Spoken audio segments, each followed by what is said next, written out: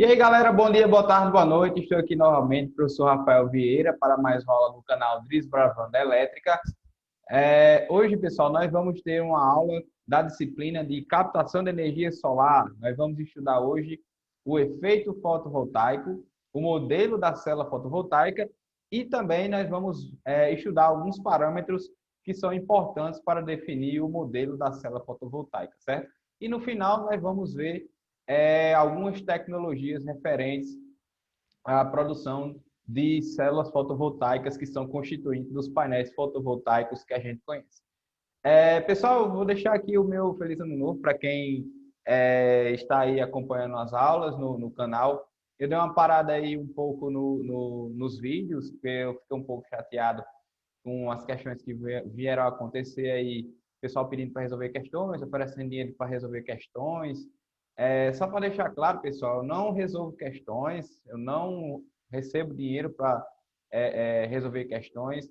O que eu faço no canal é disponibilizar as aulas gratuitas para quem está interessado em aprender, certo? Então, quem me procurar para resolver questões, responder provas, valendo nota, ou coisa assim do tipo, eu não respondo, certo? Ah, mas uma pessoa, um concurseiro que esteja estudando uma prova, uma questão de uma prova de um concurso, eu posso sim ajudar, já que esse tipo de questão não vai afetar ninguém, não vai afetar o professor e também não vai afetar nem o aprendizado do próprio aluno, né? Então, pessoal, quem procurar aí, passa essa questão para mim, porque eu preciso valendo nota, eu não vou fazer. Eu não sou dessa prática por dinheiro nenhum e também nem por amizade, nem por proximidade de ninguém, certo? Então, só deixando um aviso aqui do que eu coloquei lá no Instagram, certo? Da minha chateação. Mas vamos começar a aula de hoje, que é o mais importante, no caso, a aula desse vídeo, que é o mais importante para vocês. Então, vamos lá. Vou compartilhar aqui a aula, como eu sempre faço, tá? Vou aqui aumentar um pouquinho a minha janela, tá bom? Tá aqui em cima. E vamos começar, pessoal. Aqui, a aula de hoje, como eu falei, ó, efeito fotovoltaico, modelo da célula e parâmetros das células fotovoltaicas. Vou aumentar aqui o slide, tá? Para a gente começar. E vamos lá começar mais uma aula da disciplina de captação de energia solar, pessoal, ou da playlist de captação de energia solar, ok? Pessoal, nós vamos começar a aula de hoje definindo o que é o efeito fotovoltaico e como o efeito fotovoltaico acontece nas células fotovoltaicas, tá? Primeiro, nós vamos começar, pessoal, por um históricozinho breve, certo? Para mostrar como foi descoberta esse efeito, o efeito fotovoltaico, certo? E, a partir dessa descoberta, foram desenvolvidas as tecnologias que conhecemos hoje. Então, pessoal, o primeiro cientista, o primeiro estudioso a descobrir o efeito fotovoltaico foi o Alexander Edmund Becquerel, aos 19 anos, certo, pessoal? Em 1839, ok?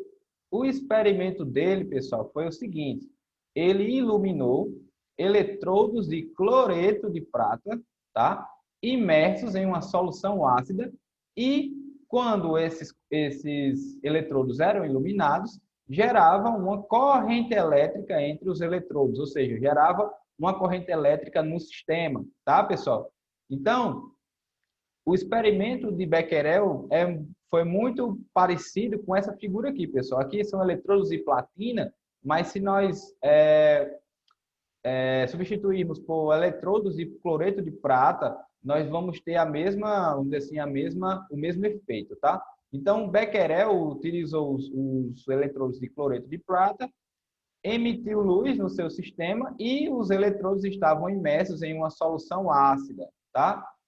Para que essa solução ácida, pessoal? Essa solução ácida da eletroquímica é o meio por o qual os elétrons, no caso o elétron, os íons que são formados na reação eletroquímica entre os eletrodos e a solução ácida, elas possam se transportar de um lado para o outro, ok, pessoal?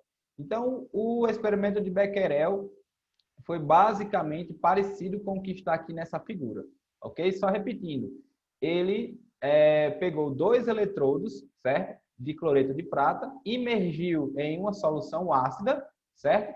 E ao iluminar esse sistema dos eletrodos com a solução ácida, ocorreu a aparição de uma corrente elétrica no sistema, ok? Então, esse foi o primeiro, a primeira vista, a primeira observação, desculpa, pessoal, a primeira observação do efeito fotovoltaico, tá bom? Ok? Pessoal, em 1876, W.G. Adams e R.E. Day observaram, pessoal, um efeito similar ao efeito de Becquerel, certo? Porém, em um dispositivo feito de selênio e no estado o quê? No estado sólido. Pessoal, olha a diferença aí do experimento de Becquerel, certo? E do experimento de W.G. Adams e R.E. Day. O experimento de Becquerel tinha 2 eletrodos de cloreto de prata imersos em uma solução ácida. Aí, no experimento, na observação de W.G. Adams e R.E. Day, a emissão de luz num dispositivo, no caso, um dispositivo sólido feito de selênio, também gerava corrente elétrica por uma estrutura. Ok, pessoal? Então, foi uma outra observação a partir de um dispositivo agora sólido, totalmente sólido, do efeito fotovoltaico. Ok? Pessoal, as primeiras células fotovoltaicas foram desenvolvidas em 1833, fabricadas de selênio, certo? Por C.E. Fritz, ok, pessoal? Então, essa descoberta de W.G. Adams e R.E. Day deu a C.E. Fritz a fabricação da primeira célula fotovoltaica a partir do selênio sólido, ok? Pessoal, os laboratórios Bell, em 1950, começaram a fabricar as primeiras células fotovoltaicas, agora baseadas em silício. Galera, o silício ainda é utilizado na fabricação das células fotovoltaicas, ok? O silício policristalino e monocristalino são os 2 tipos mais usados na fabricação das células fotovoltaicas dos painéis modernos, ok? Mas existem outros tipos de materiais que estão sendo estudados para a formação de novas células. E um desses materiais é o que a gente chama de silício amorfo, ok, pessoal? Que é uma tecnologia diferente do silício policristalino e monocristalino, ok? Tranquilo? Mas em 1950, os laboratórios Bell começaram a utilizar o silício como matéria-prima para as células fotovoltaicas.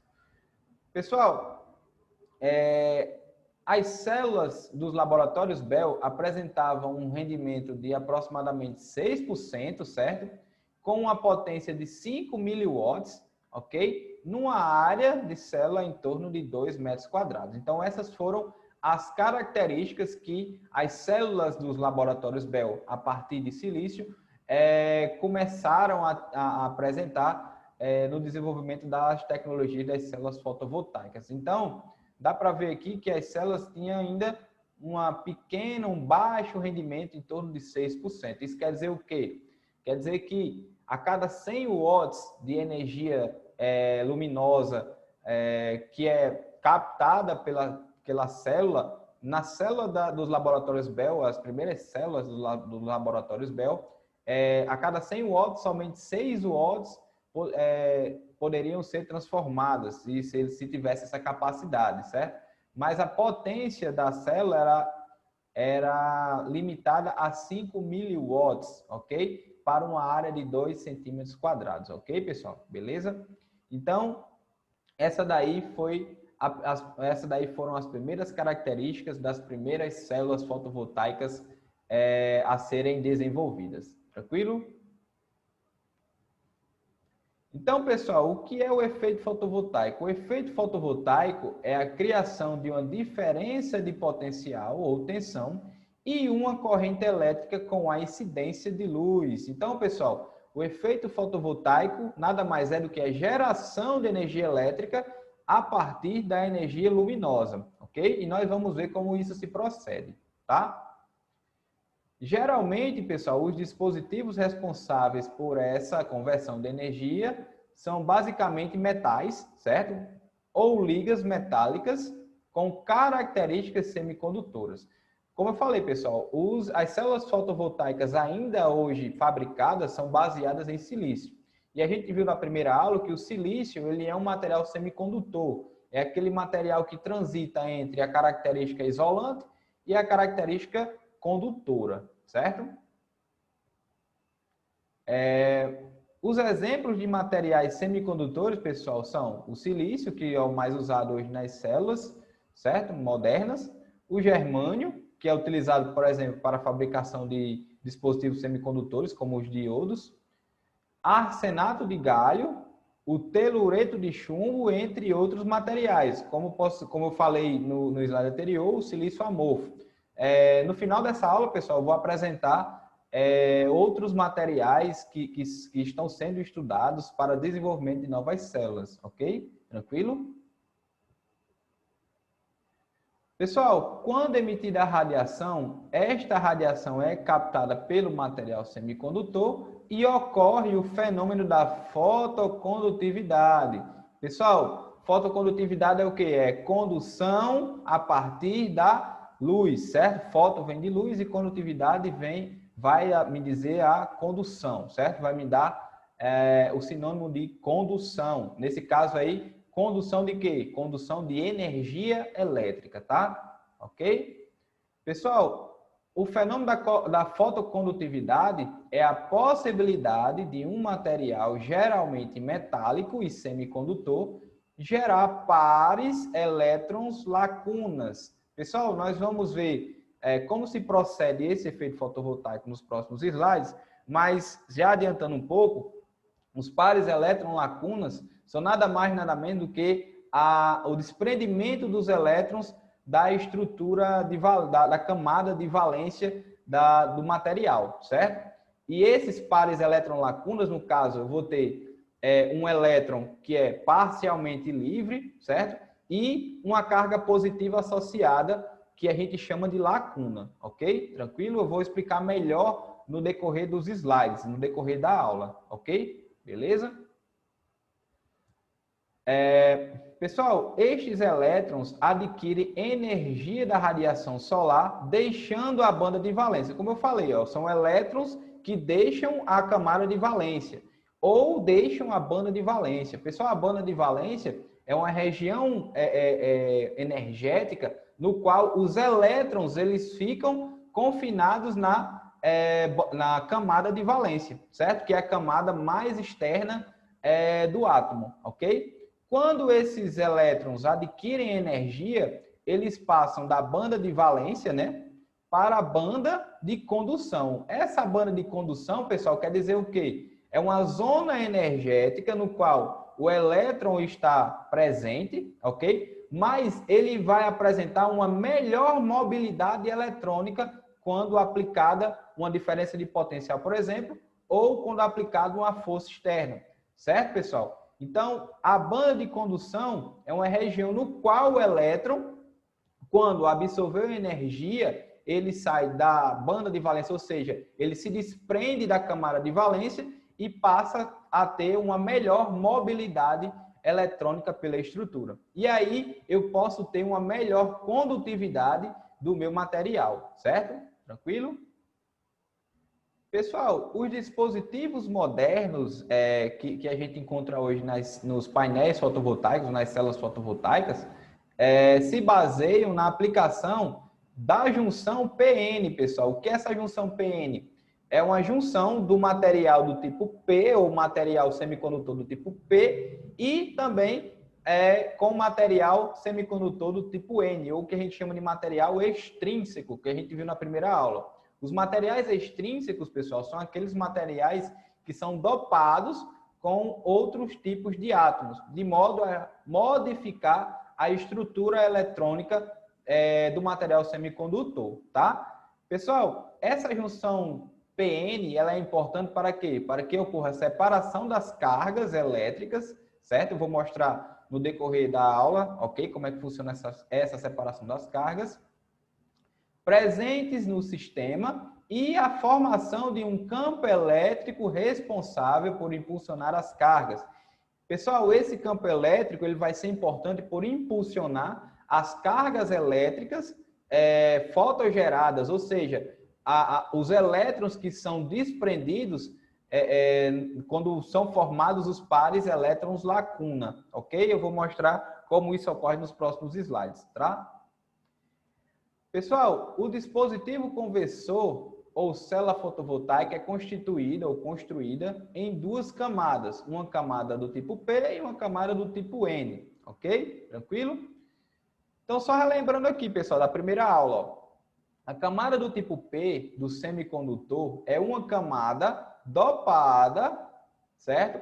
Com elemento com número de elétrons menor que o do elemento semicondutor. Então, quando a gente viu lá na primeira aula, o semicondutor que a gente usou como referência foi o silício. O silício apresenta 4 elétrons na camada de valência. Para constituir um material semicondutor extrínseco do tipo P, nós dopamos com o boro. O boro apresentava 3 elétrons na camada de valência. E assim, a estrutura eletrônica, no caso, a carga líquida da estrutura do material semicondutor, apresentava-se uma característica positiva. Por isso que nós chamamos material semicondutor do tipo P, certo? E nesse caso aí, para a célula fotovoltaica, nós vamos chamar de camada P, tá? Já a camada N, pessoal, do semicondutor, é uma camada dopada também, tá? Com um elemento com um número de elétrons maior que o do elemento semicondutor. Então, na primeira aula, eu falei para vocês, também com a referência do silício, a aplicação, por exemplo, do antimônio, que é um elemento que apresenta 5 elétrons na camada de valência. E esse elétron a mais com relação ao silício vai deixar a estrutura do material semicondutor com uma carga líquida negativa. E aí nós chamamos de material semicondutor do tipo N, ou no caso da célula fotovoltaica, nós vamos chamar de camada N. Tá bom, pessoal? Beleza? Tranquilo? Só para relembrar aí o que é o material do tipo P e o material do tipo N, tá?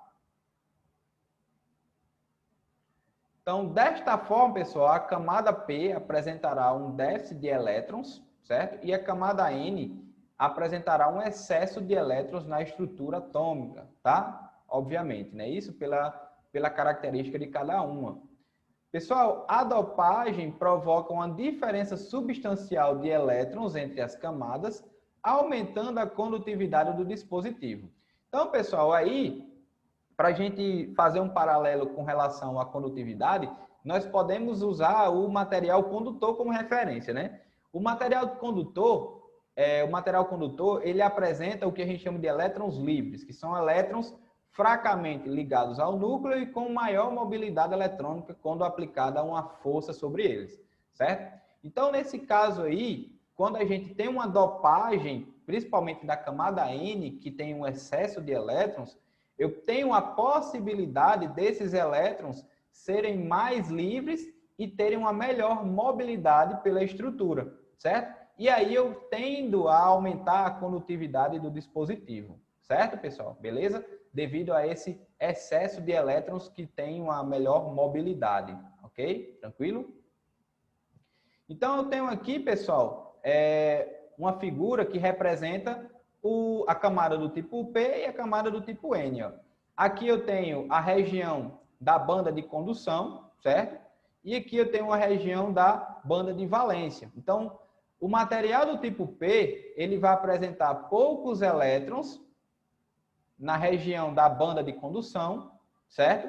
Mas apresentam várias lacunas na banda de valência, ok, pessoal? Ou seja, o material do tipo P, ele é deficitário de elétrons, certo? Que apresenta uma boa mobilidade eletrônica.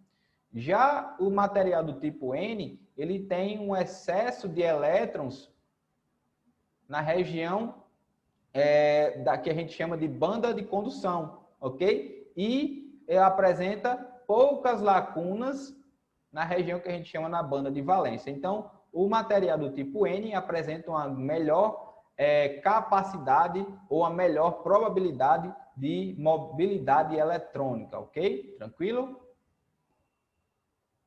Pessoal, a temperatura ambiente proporciona energia térmica suficiente para que os elétrons estejam livres na camada N e as lacunas da camada P possam se deslocar. Pessoal, aí, pela teoria eletrônica, a gente entende que as lacunas têm um determinado deslocamento, mas na prática, quem se desloca, no caso, seriam os elétrons, ok? Então, a energia absorvida à temperatura ambiente é suficiente para que os elétrons, por exemplo, da camada N, saiam da banda de valência para a banda de condução, certo? E essa mesma energia proporciona também uma grande quantidade de aparecimento de lacunas na banda de valência do material do tipo P, ok? Devido ao deslocamento de alguns elétrons na estrutura, tá? Ok? As camadas PN, pessoal, as camadas são postas em contato, no caso, as camadas do tipo N e do tipo P, né? São postas em contato, dando origem à junção PN, certo, pessoal? Essa junção PN ela é muito importante para o funcionamento do efeito fotovoltaico, certo? Os elétrons, pessoal, da camada N se transportam para a camada P, onde encontrarão as lacunas. Isso acontece, pessoal, quando as camadas são postas em contato e a junção PN ela é originada, tá? Então, os elétrons que estavam na camada, no caso, na banda de condução da camada N, são transportados para a camada P devido à atração que existe devido às lacunas, a atração que existe devido à carga positiva das lacunas que foram formadas, certo? Devido à dopagem, certo? Fazendo com que as lacunas adquiram carga negativa. Óbvio, se os elétrons são atraídos pelas lacunas, aqueles elétrons vão preencher aquele espaço no qual as lacunas estavam presentes. E aí vão apresentar o quê? Características agora negativas. As lacunas deixarão de ser positivas e apresentarão uma característica negativa, tá? Este fluxo, pessoal, no caso de elétrons da camada N para a camada P, não permanece continuamente, pois as cargas elétricas em excesso criam um campo impedindo o fluxo de elétrons e mantém os portadores separados para não haver recombinação total. Ok, pessoal? Então, esse fluxo de elétrons da camada N para a camada P, ele permanece enquanto não existe essa barreira, esse campo elétrico formado na junção PN, certo? Por quê? Porque o campo elétrico aí vai promover uma barreira energética de modo que os elétrons da camada N não tenham energia suficiente para passar esse campo elétrico até a camada P, ok, pessoal? E aí não ocorre a recombinação total dos elétrons da camada N com as lacunas da camada P, certo, pessoal? Tranquilo? Pessoal, o campo criado pelo excesso de cargas é conhecido por zona de depressão ou região de depressão, certo, pessoal? Então, quando ocorre o transporte de elétrons da camada N para a camada P, e esses elétrons ocupam o espaço das lacunas da camada P, eu vou ter uma região negativa na camada P e uma região positiva na camada N. E aí, essa diferença de densidades de cargas vai me dar o aparecimento de um campo elétrico, certo? Que vai se opor ao movimento dos elétrons da camada N, certo? Impossibilitando a recombinação total com relação às lacunas da camada P, ok? Pessoal, a zona ou a região de depressão ela é importante, pois nela é criado o campo elétrico que irá impulsionar as cargas fotogeradas, certo? Então, quando eu tenho luz sendo emitida e absorvida pela estrutura semicondutora, eu vou ter o desmembramento dos pares elétrons-lacuna e os elétrons que são gerados são acelerados por esse campo formado pela região de depressão. Vou explicar nos próximos slides, tá?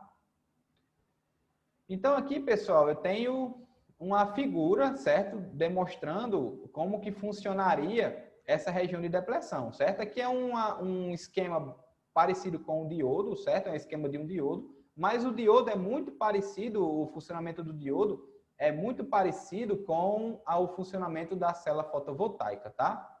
Então, como eu falei, ó, os elétrons em excesso aqui na camada N passam para a camada P, certo? Formando nela uma região negativa.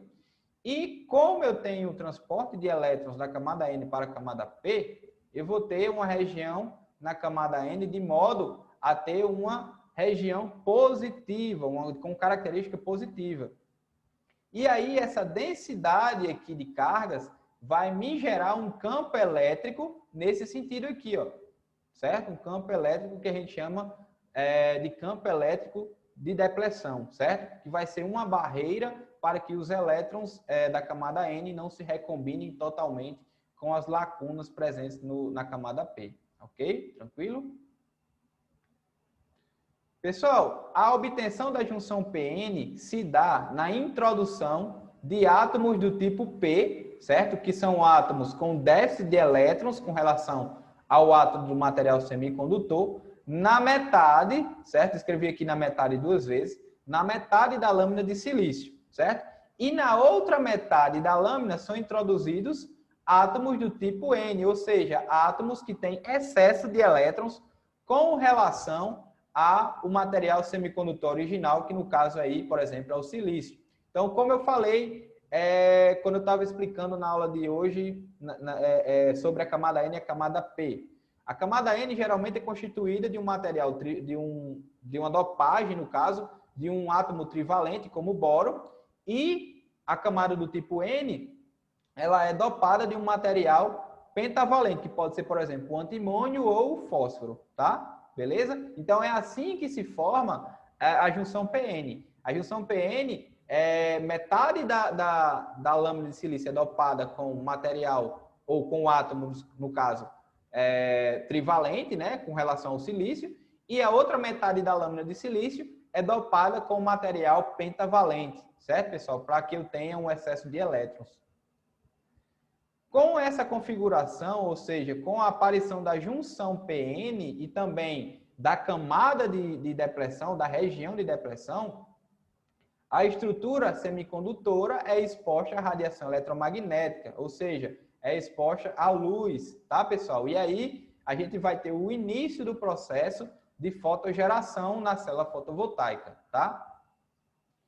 Pessoal, o equilíbrio entre as cargas é quebrado ocorrendo a fotogeração. Só um detalhe, pessoal, esse equilíbrio é um equilíbrio dinâmico, certo?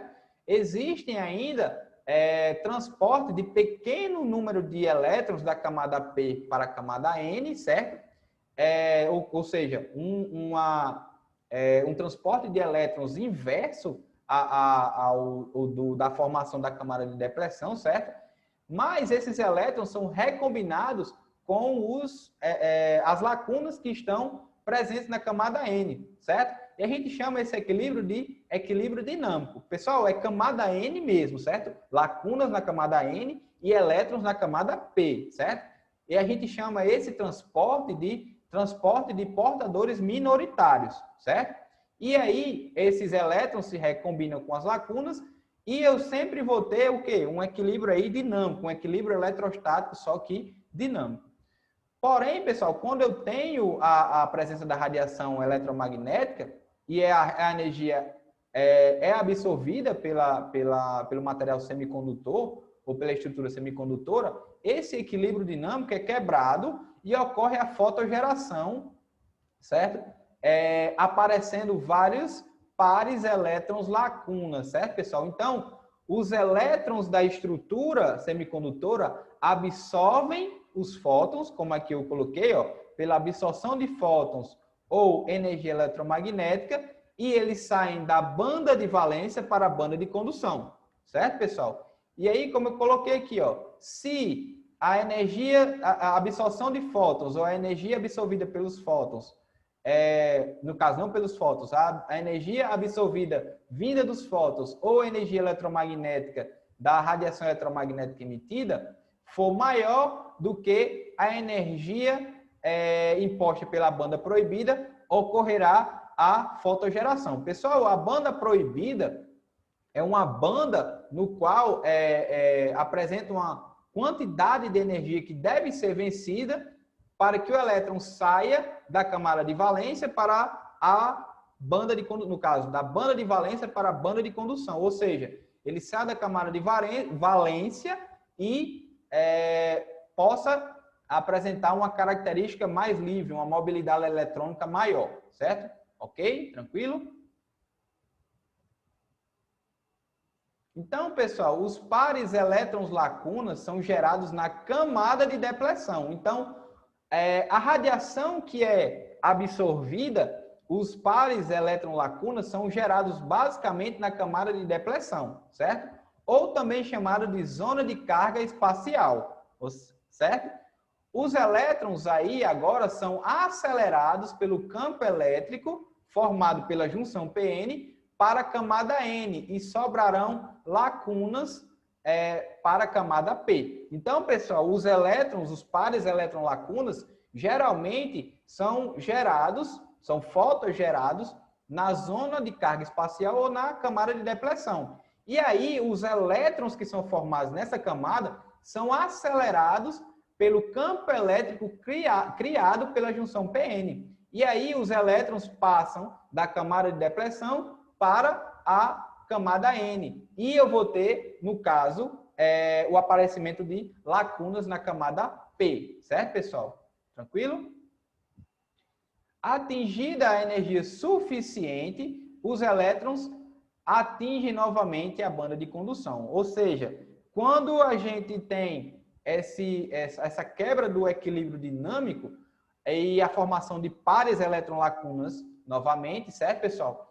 O elétron ele sai da banda de valência e passa aí para a banda de condução, certo? Tranquilo? Apresentando assim, pessoal, uma corrente da camada N para a camada P. Óbvio, se a gente utiliza o sentido convencional da corrente, que é oposto ao sentido dos elétrons, se os elétrons saem, no caso, da camada P para a camada N, a corrente elétrica será da camada N para a camada P, certo? É só a gente interpretar aí a corrente elétrica como o sentido convencional da corrente elétrica, que é oposta ao sentido dos elétrons. No caso, seria no mesmo sentido se as lacunas entrassem em movimento, tá? Então, pessoal, se os pares elétron-lacunas forem gerados fora da zona espacial, certo? De carga espacial, portadores minoritários, como lacunas na camada N e elétrons na camada P, certo, pessoal? Deverão ter tempo suficiente para atingir a junção PN. Para quê? Para que eles possam atingir a junção PN, para que eles possam ser acelerados pelo campo elétrico da junção PN e serem coletados para contribuírem para a corrente elétrica circulante na célula, certo, pessoal? Então, eu tenho a formação de pares elétron-lacunas na zona de carga espacial ou na região de depressão e também eu posso ter esses pares elétron-lacunas fora dessa região de carga, dessa zona de carga espacial. Mas aí os pares elétron-lacunas são formados por portadores minoritários, certo, pessoal? Não por portadores majoritários. Pessoal, a separação dos portadores de carga pela junção PN dá origem ao efeito fotovoltaico, certo? Associada a uma corrente elétrica e uma diferença de potencial na conversão de energia luminosa, certo? Então, pessoal, a separação dos portadores de carga pela junção PN, ou seja, o aceleramento dos elétrons quando pares elétron-lacunas são fotogeradas, é o que dá origem ao efeito fotovoltaico, certo? Que é a transformação da energia luminosa absorvida do ambiente em energia elétrica pelo material semicondutor, pela estrutura semicondutora, tá? Ok? Pessoal, aqui eu tenho um esquema de como ocorre essa fotogeração. Ó. Primeiro, nós temos aqui a zona de depressão ou a zona de carga espacial, certo? Quando a radiação eletromagnética ela é emitida, aqui na região de depressão, ocorre a fotogeração dos portadores majoritários, certo? Os elétrons, como eu expliquei, são acelerados para a camada do tipo N, ou a camada N, e os elétrons ficam com energia suficiente para que eles tenham uma melhor mobilidade eletrônica, certo? Se apresentando aqui na banda de condução, certo?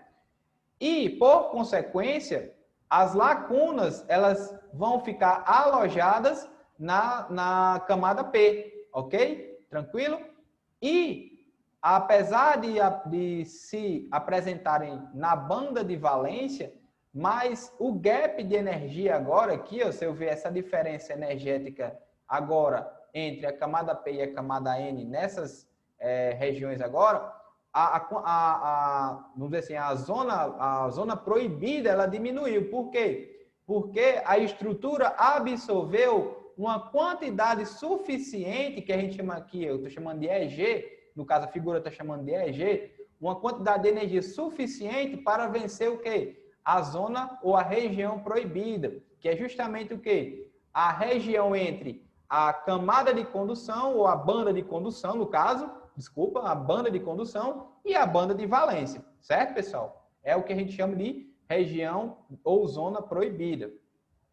Aqui eu tenho também a fotogeração fora da zona de depressão. Então, eu tenho aqui portadores minoritários ou elétrons minoritários da camada P, certo? E esses elétrons, eles devem ter tempo suficiente a atingir a junção PN ou a zona de depressão, para que sejam o quê? Acelerados para a camada N. Se eles não tiverem tempo suficiente para serem acelerados pela camada de depressão, eles são recombinados pelas lacunas do material do tipo P, ou da camada P, certo, pessoal? E aí eu tenho uma recombinação aqui que a gente chama de recombinação direta, certo? O elétron se recombina diretamente com a lacuna, ou o elétron ele vai se recombinando a partir de faixas de energias diferentes até chegar ao nível energético da lacuna, ok? Então, esses elétrons fora da região de depressão, eles devem ter um tempo de sobrevida, um tempo de sobrevida suficiente para atingir a região de depressão e serem acelerados para a camada N e contribuir para a corrente elétrica gerada na célula. Tá, pessoal? Então, esse é o funcionamento do efeito fotovoltaico, ou seja, como o efeito fotovoltaico funciona em uma célula fotovoltaica, tá? Então, pessoal, para completar a célula fotovoltaica, na região da camada N é colocada uma malha condutora metálica e um contato metálico traseiro na camada P. Para quê? Para que a gente possa ter o transporte desses elétrons, ou o transporte dessa corrente elétrica fotogerada para um circuito elétrico ou para um equipamento elétrico, certo, pessoal? Nesse caso aí, essa malha condutora e esse contato metálico traseiro nada mais são do que terminais para que a corrente que foi fotogerada possa circular por um determinado circuito elétrico, tá? Então, os contatos da camada P e N são conectados externamente a um meio condutor, né, para que a corrente consiga fluir e proporcionará a circulação de elétrons. E circulação de elétrons é o que a gente chama de corrente elétrica, certo, pessoal? Então, esse daí foi como que funciona, essa foi a explicação de como funciona o efeito fotovoltaico, certo, pessoal? Tranquilo? Pessoal, aqui eu tenho uma figura representativa do efeito fotovoltaico, certo? De como acontece na estrutura semicondutora. Então, aqui eu vou ter a minha camada N, e aqui eu vou ter a minha camada P. Certo, pessoal? Tranquilo? E aqui é somente o quê? Uma lâmina de silício, certo? Metade foi dopado com um material com excesso de elétrons, no caso aqui é o fósforo, certo? Aqui é o fósforo. E metade foi dopada com material ou com um átomo com déficit de elétrons, no caso aqui foi o boro, tá? E aí, pessoal, aqui eu tenho um zoom da minha região de depressão. Eu tenho a região positiva, né, da camada N e a região negativa da camada P, certo? Quando ocorre, desculpa, pessoal, quando ocorre a emissão de luz ou de energia eletromagnética ou a emissão de fótons vindo da radiação solar, eu vou ter a separação dos pares elétron-lacunas. E aí, os elétrons são acelerados para a camada N e eu vou ter o quê? Os contatos metálicos aqui na camada N e também na camada P, de modo a conectar a uma carga. E aí, os elétrons fotogerados circulam tanto pela estrutura semicondutora quanto pela minha carga elétrica que foi conectada à minha célula. Ok, pessoal? Então, essa daí é uma figura representativa de como funciona o efeito fotovoltaico quando aplicada uma carga elétrica à célula fotovoltaica. Ok, pessoal? Tranquilo? Agora, pessoal, nós vamos estudar o modelo elétrico de uma célula fotovoltaica. Pessoal, equipamentos elétricos podem ser representados por modelos elétricos, certo? Como motores, geradores e também a célula fotovoltaica é representada por um modelo elétrico que a gente chama de modelo elétrico equivalente, certo? O modelo de uma célula fotovoltaica, pessoal, tem o comportamento equivalente ao de um diodo semicondutor. Pessoal, o diodo semicondutor, quando as camadas P e N entram em contato, vai haver o aparecimento daquela região de depressão. Então, a célula fotovoltaica tem um comportamento parecido inicialmente com o comportamento do funcionamento de um diodo, certo? Devido ao aparecimento da região de depressão devido ao contato das camadas P e N, certo? Pessoal, este modelo pode ser representado basicamente por uma fonte de corrente que representa a corrente fotogerada, certo? Devido à quebra ou o aparecimento dos pares elétron-lacunas, ok? Em paralelo com um diodo e uma carga elétrica ligada à célula, certo? Ok? Então, o modelo, pessoal, da célula fotovoltaica pode ser representado por isso aí, certo? Por essa figura aí, certo? Eu tenho uma fonte de corrente que vai representar a corrente fotogerada devido à formação dos pares eletrolacunas e da aceleração dos elétrons para a camada N, certo? Eu vou ter aqui um diodo, certo? Devido ao quê? À formação da região de depressão, certo? Que também é uma característica do diodo, certo? E eu vou ter aqui uma carga associada à minha célula.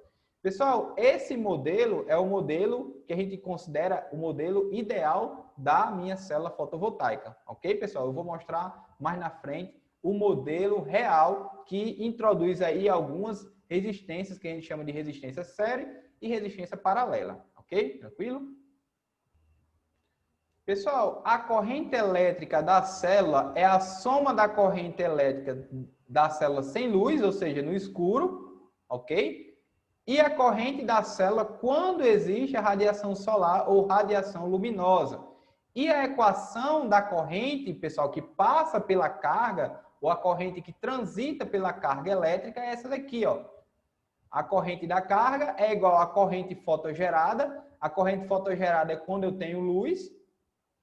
E essa parcela aqui, pessoal, é a parcela da corrente quando eu não tenho luz, ou seja, quando a célula não absorve energia eletromagnética. E essa equação aqui, quem estiver estudando aí eletrônica e for estudar a parte de diodo semicondutor, essa aqui seria a equação do diodo, certo? A equação referente à equação do diodo. Quando eu não tenho luz, pessoal, eu vou ter somente o quê? Eu vou ter somente a formação da camada de depressão devido ao contato das camadas P e N, certo? Então, pessoal, só exemplificando aqui, ó, IL é a corrente fotogerada quando eu tenho luz. Aqui eu vou botar aqui, ó, no escuro, certo? A corrente no escuro, ok? O I0 é a corrente de saturação reversa do diodo, certo? Eu não vou entrar em detalhes o que é essa corrente de saturação, ok? Porque aí já é da disciplina de eletrônica, mas só dando uma explicação breve, a corrente de saturação nada mais é do que a corrente elétrica dos portadores minoritários que passam pela camada de depressão, que conseguem passar pela camada de depressão, certo? Da região da camada P para a camada N, certo? E eles têm um valor muito baixo, em torno de microamperes, certo? O N é o fator de idealidade do diodo, certo?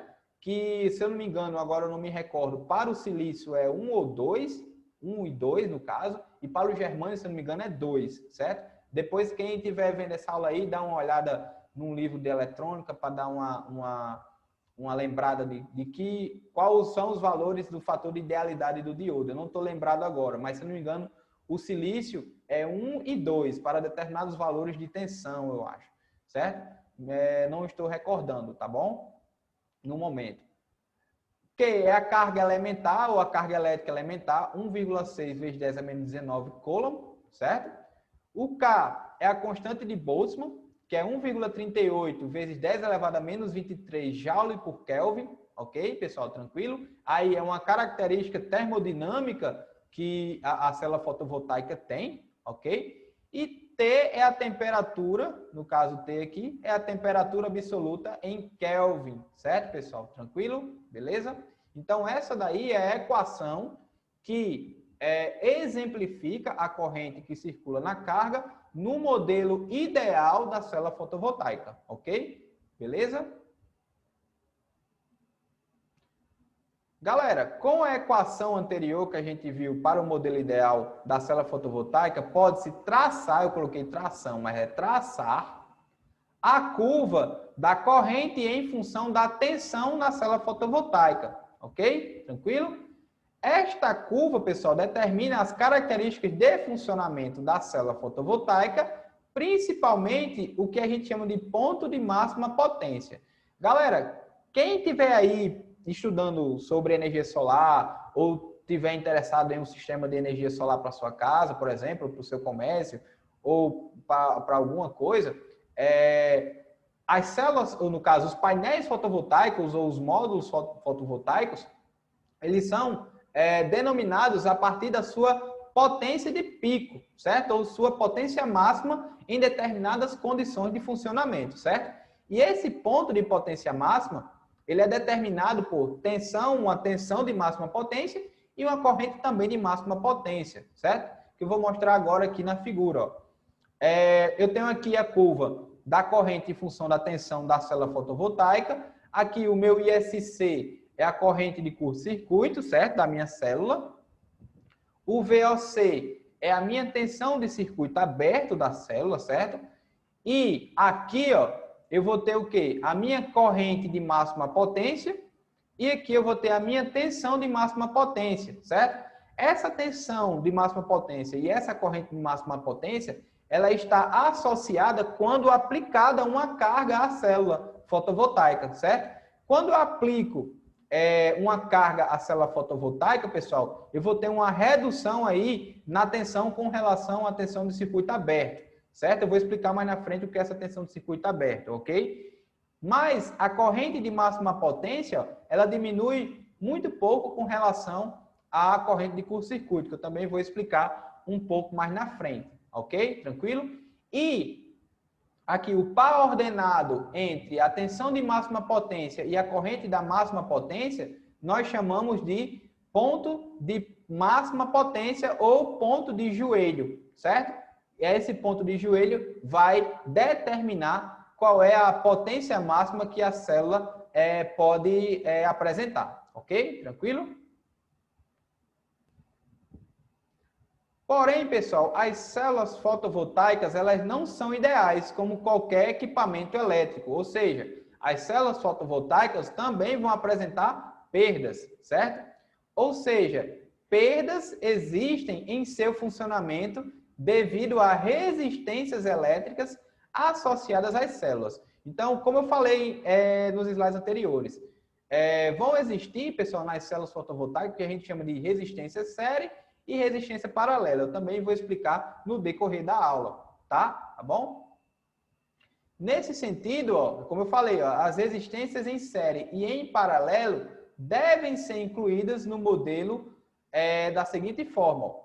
Então, eu tenho aqui a minha corrente fotogerada, eu tenho o diodo, que representa lá a minha região ou a minha camada de depressão, certo?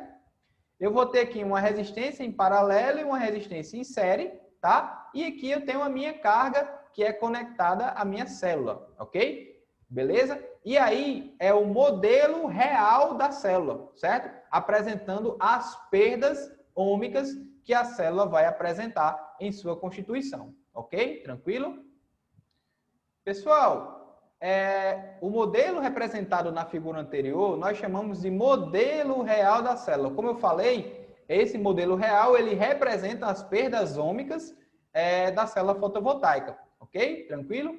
E aí, pessoal, eu vou ter uma equação diferente para aquele modelo real, no qual eu vou ter que incluir as resistências em série e em paralelo no meu sistema da minha célula fotovoltaica.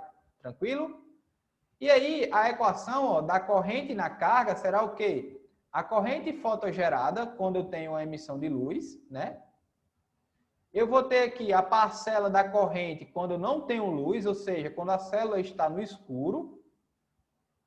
E aí, aqui no expoente, ó, eu tenho a presença de quê? Da minha resistência série, tá? Da tensão que é aplicada na minha carga quando eu tenho o funcionamento da minha célula. Ó, se eu voltar aqui na figura, eu vou ter aqui ó, uma tensão V aplicada à carga, certo? Da minha célula fotovoltaica, ou seja, a tensão ou a diferença de potencial resultante da fotogeração, certo? Tranquilo? Aqui eu vou ter a corrente que circula, né, pela minha carga, e aqui eu vou ter uma parcela de perdas relativo às resistências em série e resistência em paralelo, ok? Tranquilo? E aí, pessoal, essas resistências em série e em paralelo, dependendo dos seus valores, elas modificam as características ou a característica da curva I em função de V, que veremos mais adiante como essas resistências fazem essa modificação na curva característica, certo? Tranquilo? Então vamos lá. Pessoal, analisando o modelo, no caso o modelo real, tem-se alguns parâmetros elétricos importantes a serem estudados. Ó. O primeiro parâmetro que a gente viu lá na primeira figura da curva da célula fotovoltaica é o que a gente chama de tensão de circuito aberto. Ó. A tensão de circuito aberto é a tensão elétrica da célula quando a corrente elétrica circulante na carga é zero, certo? Ou seja, quando a célula está em aberto, ou seja, eu tenho somente a diferença de potencial da célula, tá bom? Eu não tenho carga ligada à célula, ok? Sendo o maior valor de tensão produzida pela célula e pode ser calculada pela equação, ó. Tensão de circuito aberto vai ser o quê? Ó? Se eu zerar lá na equação, da equação do meu modelo real, se eu zerar a corrente que circula pela carga e fazer as manipulações matemáticas adequadas, eu vou ter o quê? Que a minha tensão de circuito aberto vai ser a constante de Boltzmann vezes a temperatura absoluta em Kelvin dividido pela carga elementar, né? 1,6 vezes 10 a menos 19 Coulomb, vezes o logaritmo natural, certo? Da corrente fotogerada dividido pela corrente de saturação mais 1, certo? Então, se eu quiser determinar a tensão de circuito aberto matematicamente de uma célula fotovoltaica, eu vou utilizar aí a equação 3, tá bom? E a tensão de circuito aberto, só reforçando, é a tensão da célula quando ela não tem carga, ou seja, quando não tem carga elétrica aplicada aos terminais da célula fotovoltaica, ok?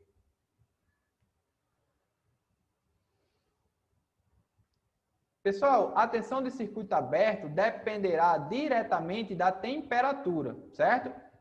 da corrente de saturação e da corrente fotogerada, ok?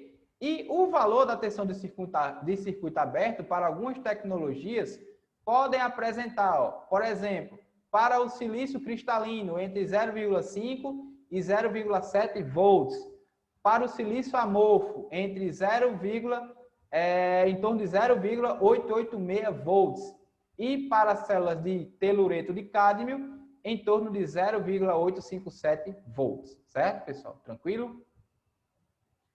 Isso daí é em condições de temperatura controlada, certo? Já a corrente de curto-circuito, pessoal, é a máxima corrente suportada pela célula e pode ser obtida quando a tensão, no caso, não é a tensão, é quando a tensão nos terminais da célula é zero, tá, pessoal? Ou seja, quando os terminais da célula são curto-circuitados, ok? Os terminais da célula fotovoltaica, no caso, né? Este fator, pessoal, depende da área da célula e também do nível de radiação solar, certo? Entre outros parâmetros, ok?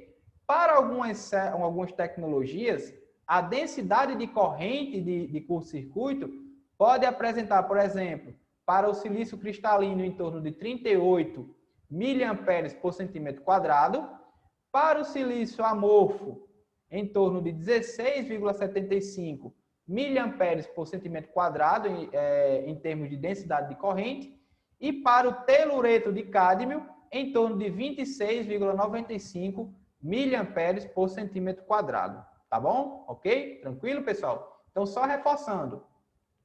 A corrente de curto-circuito é a maior corrente que a célula pode suportar, de modo que os terminais da célula são curto-circuitados. Ok? Tranquilo?